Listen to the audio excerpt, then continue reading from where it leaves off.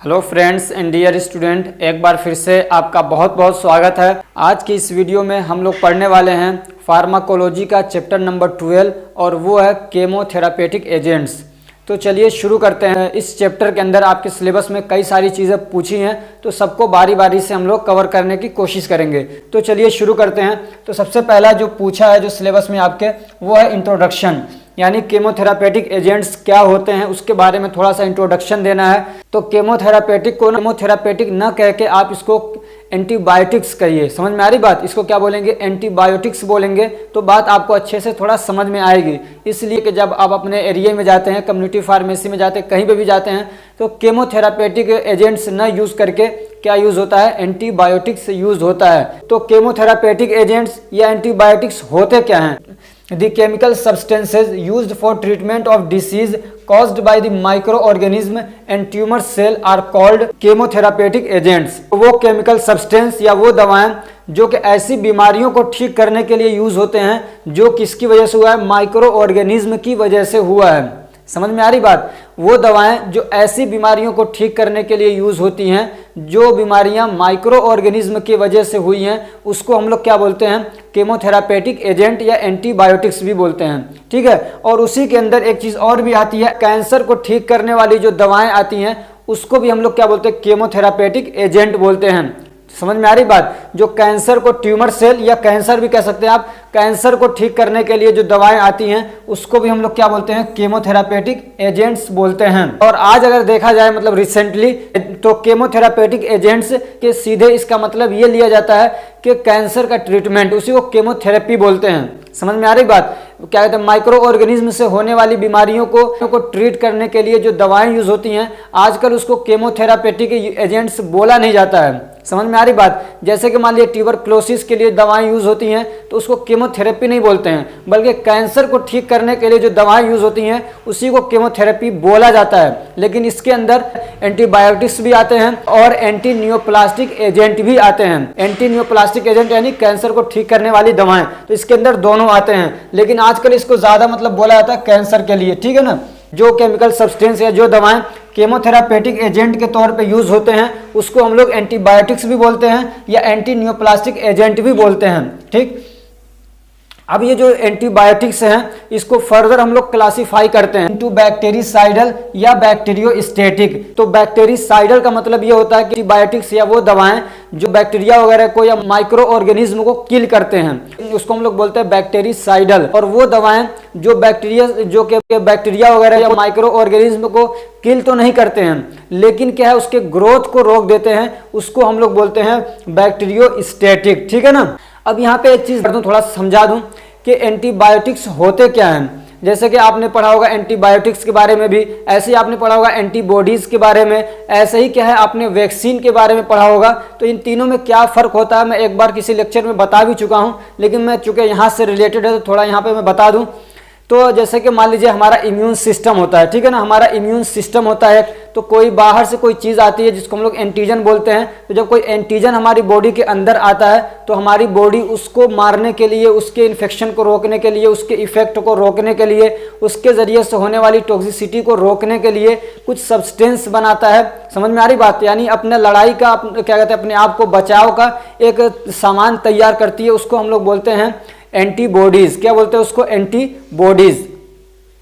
तो ये एंटीबॉडीज उस वक्त बनते हैं जब हमारा इम्यून सिस्टम मजबूत होता है। ठीक। लेकिन कभी ऐसा होता है कि कोई ऐसा बैक्टीरिया है या कोई ऐसा माइक्रो ऑर्गेनिज्म होता है कि जब वो बॉडी के अंदर आता है एज ए एंटीजन, जब वो हमारी बॉडी के अंदर आता है तो हमारा जो इम्यून सिस्टम है उसको वो ढंग से पहचान नहीं पाता है और उसके लिए वो क्या है, एंटीबॉडीज नहीं बना पाता है। तो फिर क्या होता है, वो जो माइक्रो ऑर्गेनिज्म आया है वो खूब क्या है, स्प्रेड होता है, यानी मल्टीप्लिकेशन करता है, अपना ग्रोथ करता है और फिर इम्यून सिस्टम को डिस्टर्ब कर देता है, आदमी को बीमार कर देता है।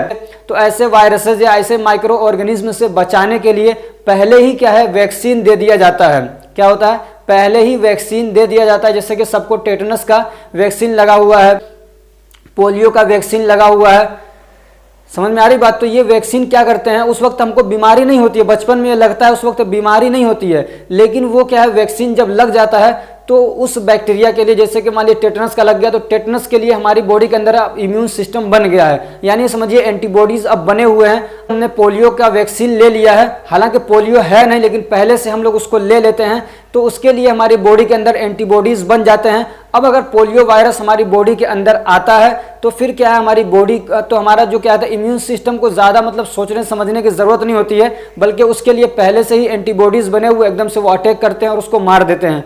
दो चीज़ें आपको समझ में आ गई, एक तो एंटीबॉडीज़ क्या होते हैं, एक वैक्सीन। तीसरी कंडीशन ये है कि हमें कोई इन्फेक्शन हो गया, हमें कोई इन्फेक्शन हो गया और हमारी बॉडी क्या है एंटीबॉडीज नहीं बना पा रही है, तो उस कंडीशन में हम लोग अब वैक्सीन नहीं देंगे। वैक्सीन तो पहले देते हैं, यानी इन्फेक्शन अभी हुआ नहीं, पहले वैक्सीन देते हैं तो उसके लिए एंटीबॉडीज बन के तैयार रहते हैं। लेकिन इन्फेक्शन हो गया, मान लीजिए टीबी का जो बैक्टीरिया है वो आ गया बॉडी के अंदर और आदमी को टीबी के सिम्टम्स आने लगे, तो अब हम लोग जो दवा देंगे वो होगी एंटीबायोटिक्स।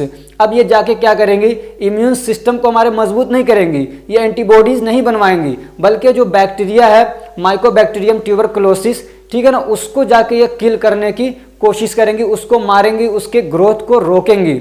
समझ में आ रही बात। तो जो एंटीबायोटिक्स होते हैं वो हमारे इम्यून सिस्टम को नहीं बढ़ाते हैं, एंटीबॉडीज नहीं बनवाते हैं, बल्कि डायरेक्टली वो माइक्रो ऑर्गेनिज्म पे जाके अटैक करते हैं और उनको मारने की कोशिश करते हैं।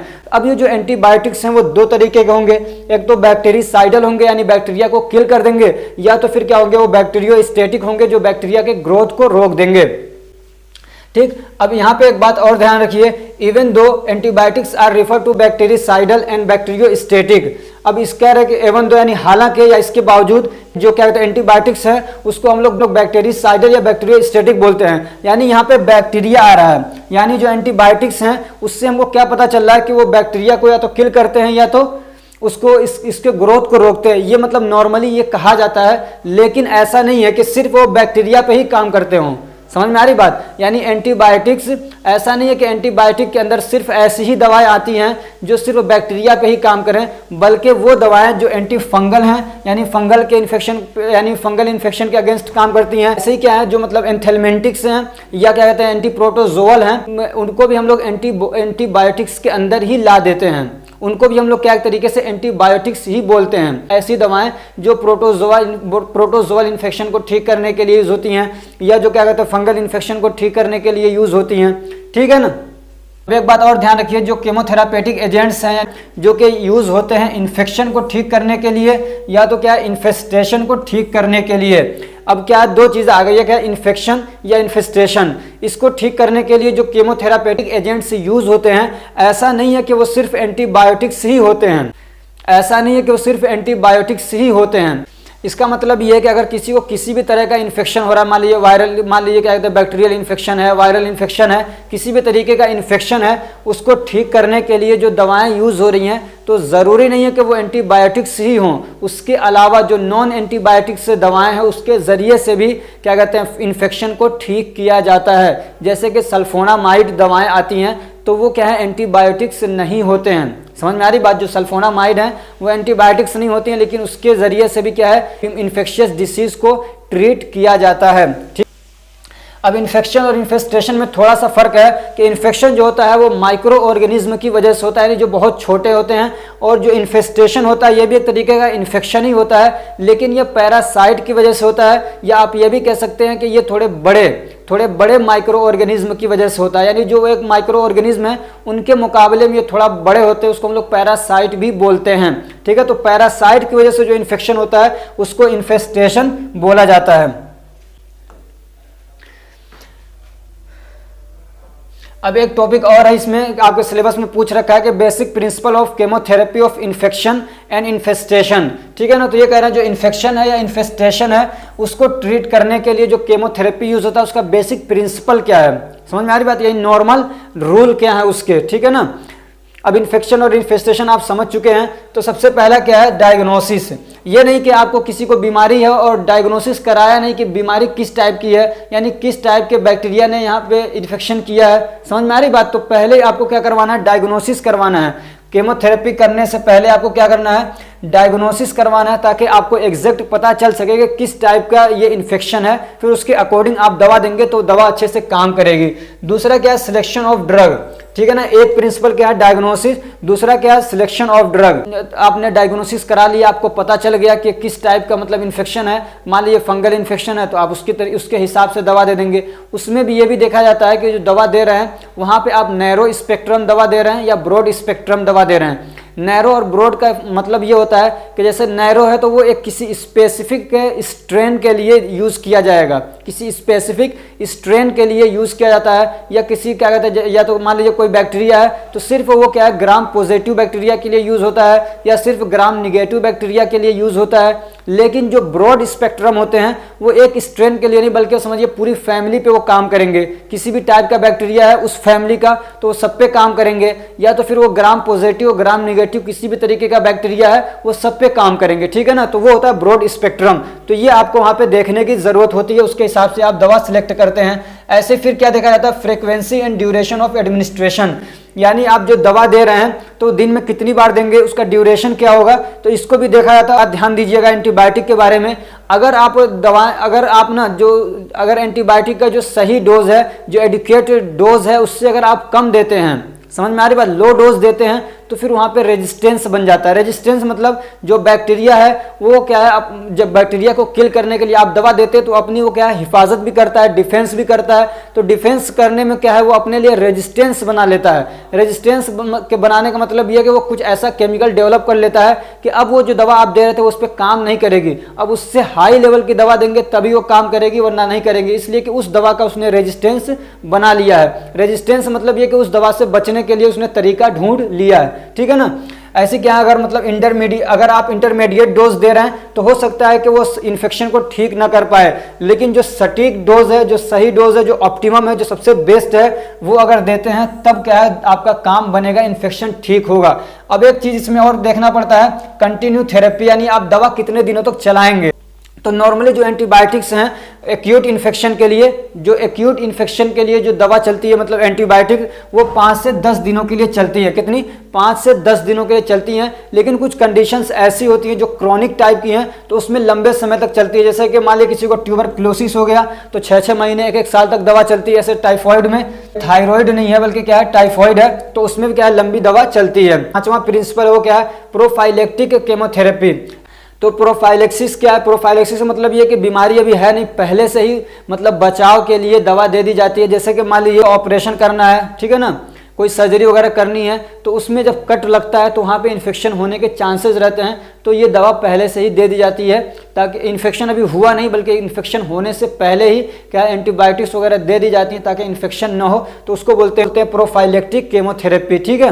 अब हम लोग क्या है, क्लासिफिकेशन पढ़ेंगे एंटीबायोटिक्स की, ठीक है ना। तो 3-4 तरीके से इसकी क्लासिफिकेशन मैंने यहाँ पे ली है, और भी कई सारे तरीके से हैं लेकिन मैंने 3-4 तरीके लिए हैं। एक तो ये कि इनका जो केमिकल स्ट्रक्चर है, ठीक है ना, केमिकल स्ट्रक्चर या केमिकल नेचर के बेस पे जो क्लासिफिकेशन है, जो कि सबसे ज़्यादा फेमस है, सबसे ज़्यादा ज़रूरी है, एग्जाम वगैरह में यही पूछता है। तो ये 2 तरीके का है, ठीक है ना, एक है एंटीबायोटिक और दूसरा है नॉन एंटीबायोटिक, ठीक है ना।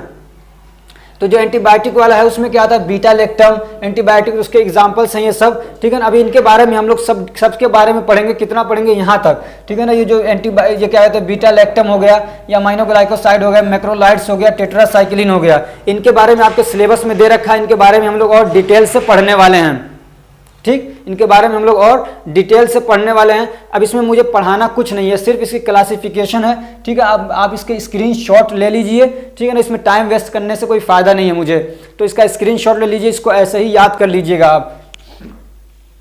जो दूसरी क्लासिफिकेशन है वो है केमोथेरापेटिक एजेंट अदर देन एंटीबायोटिक्स, यानी ये नॉन एंटीबायोटिक हैं लेकिन ये एंटीबायोटिक की तरह ही यूज़ होते हैं लेकिन एंटीबायोटिक्स नहीं होते, यानी इन्फेक्शियस डिसीज़ को ठीक करने के लिए ये भी यूज़ होते हैं लेकिन ये क्या है, एंटीबायोटिक्स नहीं होते हैं। आप स्क्रीनशॉट ले लीजिए, इसमें मुझे कुछ पढ़ाना नहीं है, सिर्फ इसके नाम आपको क्या नाम याद करना है, केमिकल बेस पे इसका नाम रखा गया ये सारा, तो इसका स्क्रीनशॉट ले लीजिए, उसको याद कर लीजिए, ठीक है।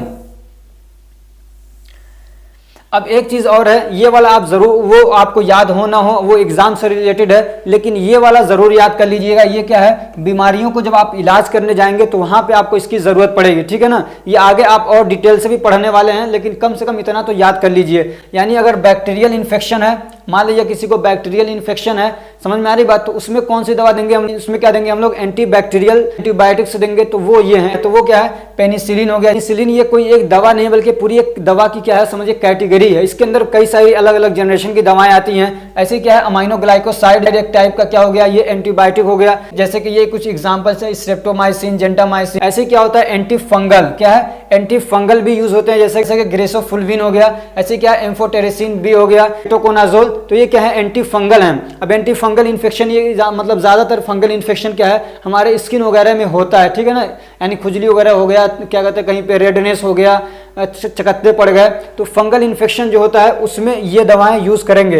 इसके ऑइंटमेंट्स वगैरह भी आते हैं लगाने के लिए और खाने के लिए भी दवाएं आती हैं। इसकी जब हम लोग क्लासिफिकेशन पढ़ेंगे आगे तो वहाँ आपको डिटेल से मैं पढ़ाऊंगा इसके बारे में। एंटीवायरल क्या है, एंटीवायरल या वायरस की वजह से अगर इन्फेक्शन हो रहा है तो उसमें ये सारी दवाएं चलाई जाती है, जैसे कि एसाइक्लोवीर हो गया, अमांटाडीन हो गया, ऐसे रमांटाडीन आता है, जिडोवुडीन, स्टावुडीन, ठीक है ना, क्या कहते हैं एक और बहुत फेमस दवा है जैसे कि रेमडेसिविर, और भी वीर वाली दवाएं आती हैं, तो वो क्या होती हैं, एंटीवायरल दवाएं हैं, ठीक है। ऐसे क्या है, एंटीप्रोटोजोल, जैसे कि मान लीजिए किसी को मलेरिया वगैरह हो गया तो उसमें कौन सी दवाएं देंगे, तो आप ये दवाएं उसमें चलाई जाती है, जैसे कि क्लोरोक्विन हो गया, पायरीमेथामीन हो गया, ऐसे मेट्रोनिडाजोल हो गया, तो ये सब क्या है, एंटी प्रोटोजोल हैं, ठीक है ना।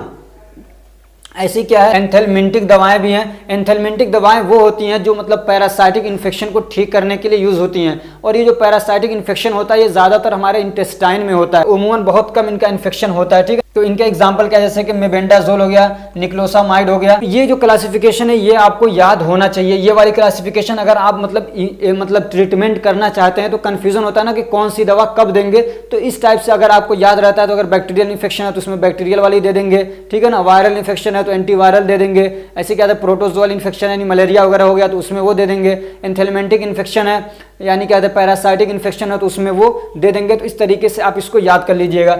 एक क्लासिफिकेशन है उसके क्या कहते हैं स्पेक्ट्रम के बेस पे, या कौन सी इसकी क्लासिफिकेशन ऐसी है जो ब्रॉड स्पेक्ट्रम है और कौन सी ऐसी है जो क्या कहते हैं नैरो स्पेक्ट्रम है, ठीक है ना, यानी कौन सी ऐसी है जो ग्राम पॉजिटिव ग्राम नेगेटिव सब पे काम करती है और कौन सी ऐसी है जो सिर्फ कहते हैं ग्राम पॉजिटिव पे करती है और कौन सी ऐसी है जो सिर्फ ग्राम निगेटिव बैक्टीरिया पे करती है। तो उस हिसाब से एक क्लासिफिकेशन है, ये इतना ज़्यादा मतलब इंपॉर्टेंट नहीं है, लेकिन फिर भी अगर मतलब इस हिसाब से अगर क्वेश्चन पूछता है कि कौन सी ब्रॉड स्पेक्ट्रम है कौन सी नैरो स्पेक्ट्रम है तो उस हिसाब से भी आप इसको याद कर लीजिएगा। इसी एक स्क्रीनशॉट ले लीजिए, इसमें कुछ पढ़ाना नहीं है।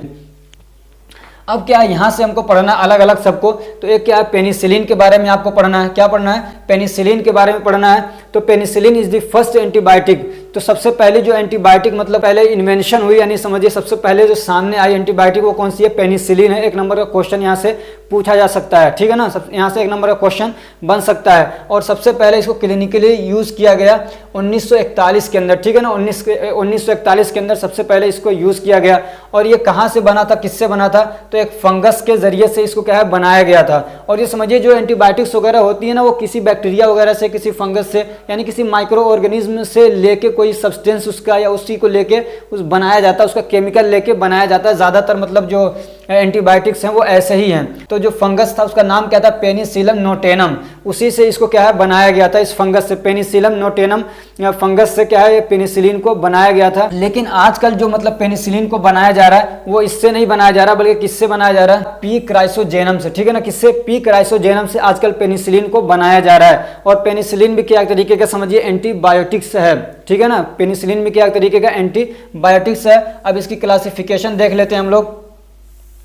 तो ये वाली जो क्लासिफिकेशन है इसकी फर्स्ट वाली ये सबसे ज़्यादा मतलब यही यूज़ होती है, ठीक है ना। सबसे ज़्यादा कौन सी यूज़ होती है, पेनिसिलिन जी, ठीक है, इसको याद कर लीजिएगा। एक तो इसका एग्जांपल क्या है, पेनिसिलिन जी भी हो गया जिसको बेंजाइल पेनिसिलिन भी बोलते हैं। ऐसे क्या है प्रोकैन पेनिसिलिन जी, क्या है प्रोकैन पेनिसिलिन जी। ऐसे क्या है बेंजाथीन पेनिसिलिन जी, बेंजाथीन भी काफ़ी यूज़ होती है। अब दूसरी जो इसकी क्लासिफिकेशन है वो क्या है, एसिड रेजिस्टेंट पेनिसिलिन, तो वो उसका एग्जांपल क्या है, फेनोक्सीमेथाइल पेनिसिलिन, क्या है फेनोक्सीमेथाइल पेनिसिलिन। एक क्लासिफिकेशन इसकी क्या है, पेनिसिलिन विद बीटा लैक्टेमेज, यहाँ पे ए छूट गया, ए लगा लीजिए, एम के बाद क्या है लैक्टेमेज, ये एक तरीके से समझिए इंजाइम है। तो उस इंजाइम को इनहिबिट करता है, बीटा लैक्टेम एक तरीके का रिंग होता है, ठीक है ना।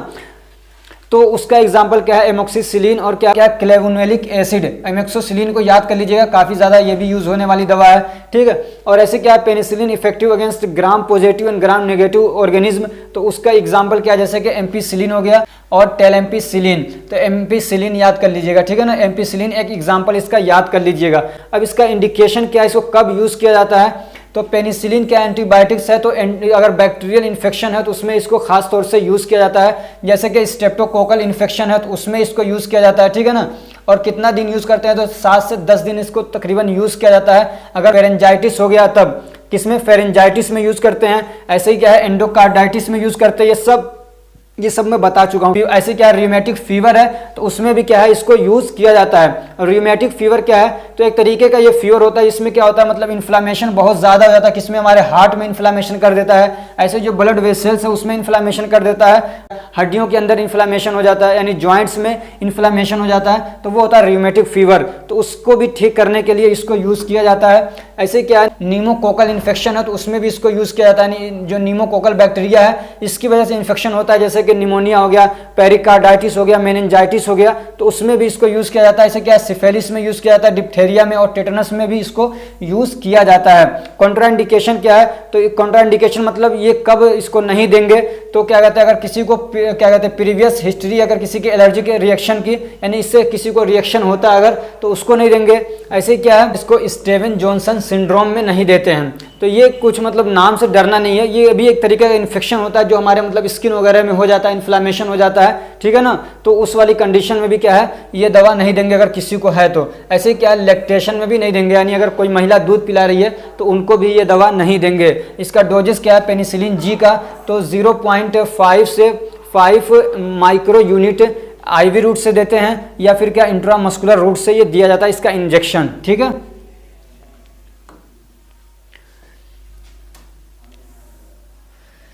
अब दूसरा जो है वह सिफालोस्पोरिन। क्या है, सिफालोस्पोरिन जो आपको पढ़ना आपके सिलेबस में दे रखा है। तो cephalosporin are large group of beta lactam antibiotics.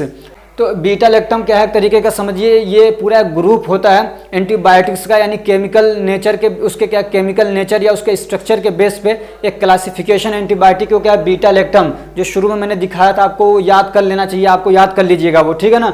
तो बीटा लैक्टम क्या, फिर उसको और क्लासीफाई किया जाता है, तो उसके अंदर क्या होता है, सिफालोस्पोरिन। तो इसके अंदर बहुत सारी दवाएं आती है, बल्कि 5 इसके जनरेशन है, इसलिए इसका क्या है, एक लार्ज ग्रुप बन जाता है, ठीक है ना। 5 जनरेशन होता है इसका, ठीक। यहाँ पे दे भी रखा है 5 generation of cephalosporin are available. It is a broad spectrum, और ये क्या है, ये एक तरीके का broad spectrum antimicrobial agent है, ठीक है ना। ब्रॉड स्पेक्ट्रम मतलब क्या, जो क्या कहते हैं निगेटिव, क्या कहते हैं ग्राम पॉजिटिव हो या ग्राम नेगेटिव किसी भी तरीके का बैक्टीरिया हो, उस पर ये काम करेगा, ठीक है ना। अब इसका फर्स्ट जो जनरेशन है, अब ये चीज़ फर्स्ट जनरेशन सेकेंड जनरेशन क्या होता है, जैसे कि मान लीजिए शुरू में मैं पढ़ाना, अगर जब मैंने शुरू में पढ़ाना शुरू किया तो मैं मतलब इतना कॉन्फिडेंट के साथ में मैं नहीं पढ़ा पाता था, समझ में आ रही बात, इतनी मेरी ज़बान भी इतनी तेज़ नहीं चलती थी, ज़बान फंसती है क्योंकि आपको अभी एक्सपीरियंस नहीं है। जैसे जैसे आदमी का एक्सपीरियंस बढ़ता जाता है, उसके अंदर कॉन्फिडेंट आता जाता है, उसके अंदर और बेहतरी आती जाती है। ऐसे ही जब शुरू में दवाएँ बनती हैं तो उसके अंदर कुछ मतलब हल्की फुल्की खराबी रह जाती है, इतनी अच्छे से नहीं बन पाती है, तो वो फर्स्ट जनरेशन हो गई। और उस पर मेहनत किया जाता है, रिसर्च किया जाता है, तो उसको और मॉडिफाई किया जाता है, सेकेंड जनरेशन हो गई। अगर और उस पर मेहनत किया जाता है और उससे और अच्छा उसको बना दिया जाता है कि उसमें और कम से कम साइड इफेक्ट हो, तो थर्ड जनरेशन हो जाती है। तो इस तरीके से क्या है, जनरेशन इनकी बनती है, ठीक है। तो फर्स्ट जनरेशन में इसकी कौन सी दवाएं आती हैं, तो जैसे कि एम्पिसिलिन हो गया, सेफालेक्सिन हो गया, ठीक है ना। ऐसे ही क्या है, सेकेंड जनरेशन है, तो इसका एग्जाम्पल क्या है, जैसे कि सिफाजोलिन हो गया, ऐसे ही क्या सेफेक्लोर हो गया, ठीक है। इससे क्या थर्ड जनरेशन है, तो उसका थर्ड जनरेशन में जैसे कि सेफेक्सिन, इसको याद कर लीजिएगा, काफ़ी यूज़ होने वाली दवा है। फोर्थ जनरेशन जैसे कि सेफेपीम हो गया, ऐसे क्या फिफ्थ जनरेशन भी है इसका, जैसे कि सेफ्टारोलिन, ठीक है ना। लेकिन ये दवाएं ज़्यादा यूज़ होती हैं। अब इनका इंडिकेशन क्या है, कब इसको यूज़ किया जाता है, तो ये भी क्या एक तरीके का एंटी बैक्टीरियल है, तो बैक्टीरियल इन्फेक्शन वगैरह को ठीक करने के लिए यूज़ होता है, जैसे कि स्किन वगैरह में हो गया, या जो हमारे सॉफ्ट टिश्यू है उसके अंदर अगर क्या कहते हैं इन्फेक्शन होता है तो उसमें यूज़ किया जाता है। यूरिनरी ट्रैक इन्फेक्शन में यूज़ किया जाता है। ऐसे क्या है, स्ट्रेप थ्रोट हो रहा है, यानी थ्रोट के अंदर इन्फेक्शन हो गया, उसमें यूज़ किया जाता है। ऐसे क्या है, कान के अंदर इन्फेक्शन हो गया तो उसमें इनको यूज़ किया जाता है। ऐसे क्या निमोनिया में इसको यूज़ किया जाता है। ऐसे क्या है, साइनस इन्फेक्शन हो गया उसमें यूज़ किया जाता है। साइनस मतलब नाक में हो जाता है और बहुत दर्द करता है, सर में दर्द पकड़ लेता है, तो उसमें इसको यूज़ किया जाता है। यहाँ पे सफ़ेद सफ़ेद सा हो जाता है नाक में, ऐसे देखेंगे तो। ऐसे क्या है, मेनिंजाइटिस में यूज़ किया जाता है। मेनिंजाइटिस मतलब जो हमारे ब्रेन को कवरिंग करने वाला एक लेयर होता है, उसमें इन्फेक्शन हो जाता है, बैक्टीरियल इन्फेक्शन मेनिंजोकोकल की वजह से होता है वो, तो उसको भी ठीक करने के लिए यूज़ किया जाता है। ऐसे गोनेरिया जो कि एक तरीके का क्या कहते हैं सेक्सुअली ट्रांसमिटेड डिसीज है, जो मैंने अभी पढ़ाया है जल्दी ही, तो उसको भी ठीक करने के लिए इसको यूज़ किया जाता है। कॉन्ट्राइंडिकेशन क्या है, तो एलर्जिक रिएक्शन की अगर हिस्ट्री यानी पहले किसी को इससे एलर्जिक रिएक्शन है तो उसको नहीं देंगे, ठीक है ना। अब जो एम्पीसिलिन है, इसका कितना डोज यूज़ करते हैं, मैंने बहुत सारी दवाओं को नहीं लिया, सिर्फ 2 दवाएं ली हैं जो ज़्यादा मतलब चलती हैं, ज़्यादा इंपॉर्टेंट हैं। तो एम्पीसिलिन कितना डोज क्या कहते हैं, तो 250 से 500 mg हर 6 घंटे के हिसाब से आप दे सकते हैं ड्यूरेशन में, ठीक है। ऐसे क्या जो सेफेक्सिन है, तो 400 mg पर डे आप इसको दे सकते हैं। मैंने सोचा था कि इसको मतलब ट्यूबरकुलोसिस तक पढ़ा दूं, लेकिन चूंकि क्या वीडियो काफ़ी लंबी हो चुकी है, इसलिए इसको इसी पे अब रोकते हैं। हो सकता है कि इस डिजिटल बोर्ड पे और इस कैमरे के साथ ये मेरी लास्ट वीडियो हो। आगे की वीडियो हो सकता है कि मैं अपना स्क्रीन रिकॉर्ड करके पढ़ाऊं। तो अगर आप लोगों, या तो फिर चूँकि ये कैमरा किसी और के पास जाने वाला है, हो सकता है 1 महीने के बाद आए, तो अगर आप लोग चाहते हैं कि मैं आगे मतलब कंटिन्यू करता रहूं, तो कमेंट करके ज़रूर कहिएगा कि अपने मोबाइल की स्क्रीन से ही आप रिकॉर्ड करके पढ़ाइए, तो मैं पढ़ाऊँगा। अगर आप लोग ये चाहते हैं कि 1 महीने के बाद मैं फिर दोबारा से शुरू करूँ इसके आगे का, तो वो भी आप बता दीजिएगा। तो इस डिजिटल बोर्ड पर इस कैमरे के साथ पढ़ा सकता हूँ 1 महीने के बाद, इसलिए कि कैमरा जा रहा है कहीं पे 1 महीने के लिए, ठीक है। तो अगर हमारी कोशिश आपको अच्छी लग रही है तो वीडियो को लाइक करिए, चैनल को सब्सक्राइब करिए और अपने फ्रेंड्स को भी शेयर करिए ताकि वो भी इससे फ़ायदा उठा सकें। Thank you so much for watching.